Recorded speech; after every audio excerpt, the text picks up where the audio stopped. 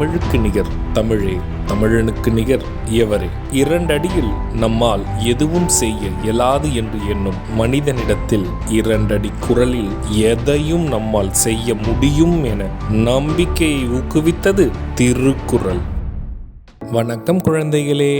வணக்கம் பகலவன் ஐயா. இன்னைக்கான குறளை நம்ம பார்ப்போமா? ஓ, பார்க்கலாமே. சரி, பாடத்துக்குள்ள போலாம். இன்னைக்கான குறள் அதிகாரம் 106 இரவு. குறள் எண் 1051. இரக்க இரத்த கார்காணின் கரப்பின் அவர் பழி தம் பழி அன்று. ஐயா, நீங்க சொன்ன இந்த குறளோட பொருள் என்ன? இதற்கான பொருள், கேட்டு பெறத்தக்கவரிடம் எதையும் கேட்டு பெற வேண்டும்.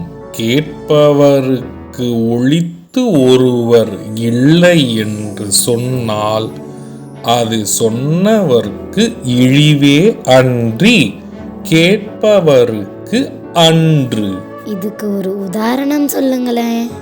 இதற்கான உதாரணம், கேட்டு பெறுதலை எக்காரணம் கொண்டும் தவிர்க்காமல் கேட்டு பெற்று கொள்ள வேண்டும்.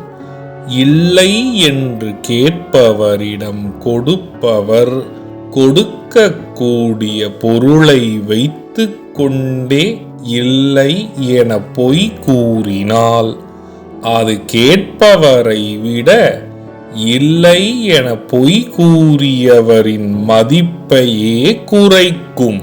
நான் சொன்னது உங்களுக்கு புரிஞ்சுதா தீரன், இலக்கியா? நல்லா புரிஞ்சுது ஐயா. இனி இந்த குறள் எங்களுக்கு மறக்கவே மறக்காது. சரி பசங்களா, நாளைக்கும் இதே மாதிரி சுவாரஸ்யமான குறளை பார்ப்போம்.